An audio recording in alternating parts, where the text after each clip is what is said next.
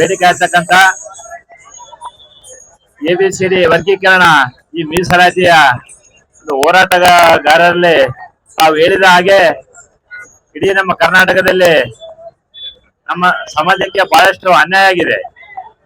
ಸದಾಶಿವ ಆಯೋಗದ ವರದಿಯಿಂದ ಹಿಡಿದು ಆ ನಂತರ ಮೊನ್ನೆ ಮಧುಸ್ವಾಮಿ ಅವರ ವರದಿಯವರೆಗೆ, ಹೀಗಾಗಿ ರಾಜ್ಯದಲ್ಲಿ ಅತಿ ಹೆಚ್ಚು ಜನಸಂಖ್ಯೆ ಈ ನನ್ನ ಸಹೋದರ ಮಾದಿಗ ಸಮಾಜದವರಿಗೆ ಎಲ್ಲೋ ಒಂದು ಕಡೆ ಅನ್ಯಾಯ ಆಗಿರ್ತದೆ.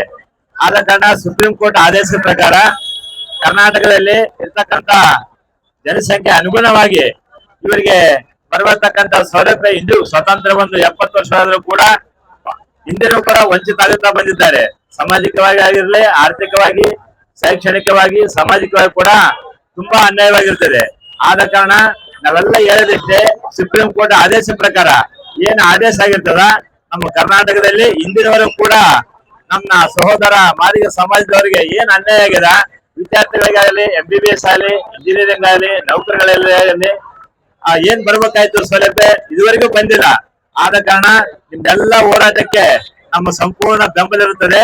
ಆದ ಕಾರಣ ಈ ಕರ್ನಾಟಕದಲ್ಲಿ ಕೂಡಲೇ 54,000 ವೃದ್ಧಗಳಿಂದ ಸರ್ಕಾರ ತುಂಬ್ತೀರಿ, ನಮ್ಮ ಪಾಲದ ಏನ್ ಬರ್ತದ ಅದೇ ಪ್ರಕಾರ ನಮ್ಮ ಸಮಾಜಕ್ಕೆ ಆಗಲಿ ಅಂತ ಹೇಳ್ತಾ 2 ಮಾತುಗಳನ್ನು ಮುಗಿಸುತ್ತೇನೆ.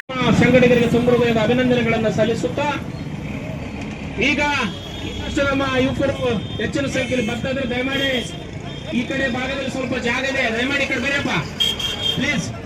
ಈ ಕಡೆ ಬಂದೆಲ್ಲ ಕುಳಿತುಕೊಳ್ಬೇಕು. ಇನ್ನು ಸಾಕಷ್ಟು ಜನ ಯುವಕರು ಹಳ್ಳಿಗಳಿಂದ ಬರೋರಿದ್ದಾರೆ.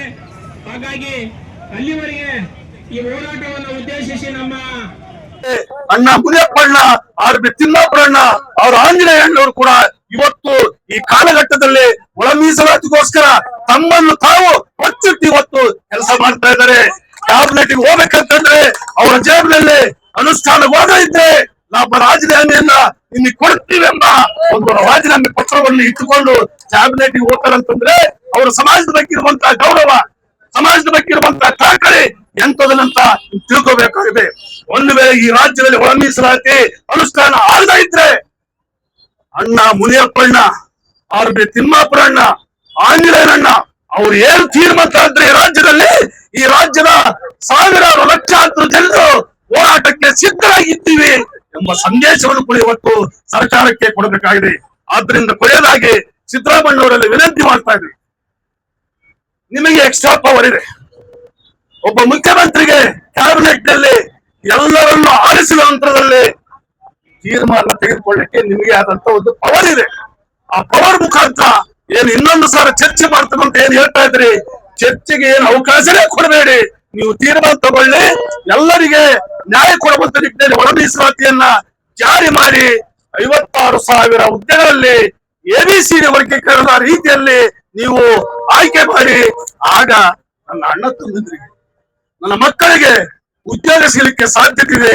ಆ ಕೆಲಸ ತಾವು ಮಾಡ್ತಾರೆ, ಕಾಂಗ್ರೆಸ್ ಸರ್ಕಾರ ಅದು ಮಾಡ್ತದೆ. ಒಂದು ವೇಳೆ ಇದಕ್ಕೆ ತಪ್ಪಿದ್ದೆ ಆದ್ರೆ ಮುಂದಿನ ಸಾರಿ ನಿಮ್ಮ 13ರಲ್ಲಿ ಏನೋ ಅನಾಹುತ ಆಯ್ತು, 2013ರಲ್ಲಿ ಏನು ಅನಾಹುತ ಆಯ್ತು ಕಾಂಗ್ರೆಸ್ ಪಕ್ಷಕ್ಕೆ, ಅದು ಮತ್ತೊಮ್ಮೆ ಆಗೋದು ಬೇಡ. ಈ ಸರ್ಕಾರ ಉಳಿಬೇಕು. ಈ ಸಾಮಾಜಿಕ ನ್ಯಾಯಕ್ಕೋಸ್ಕರ ಇರುವಂತ ಎಲ್ಲಾ ಮಂತ್ರಿಗಳು, ಮುಖ್ಯಮಂತ್ರಿಗಳು ಈ ರಾಜ್ಯದಲ್ಲಿ ನ್ಯಾಯ ಕೊಡಬೇಕೆಂಬ ಮಾತನ್ನ ಹೇಳುತ್ತಾ ಮತ್ತೊಮ್ಮೆ ವಿನಂತಿ ಮಾಡಿ ಅತಿ ಬೇಗನೆ ಇನ್ನೊಂದು 2-3 ದಿವಸದಲ್ಲಿ ಒಳ ಮೀಸಲಾತಿಯ ABCD ವರ್ಗೀಕರಣದ ತೀರ್ಮಾನ ತೆಗೆದುಕೋಬೇಕೆಂಬ ಮಾತನ್ನ ಈ ಸರ್ಕಾರಕ್ಕೆ ವಿಜ್ಞಾಪಿಸಿ ನನಗೆ ಮಾತಾಡುವ ಅವಕಾಶ ಮಾಡಿಕೊಟ್ಟಂತ ನಮ್ಮೆಲ್ಲರಿಗೂ ವಂದಿಸಿ, ಒಳ ಮೀಸಲಾತಿ ಸಂಪೂರ್ಣವಾಗಿ ಜಾರಿಯಾಗಲೇಬೇಕು. ಒಳ ಮೀಸಲಾತಿ ಸಂಪೂರ್ಣವಾಗಿ ಜಾರಿಯಾಗಲೇಬೇಕು.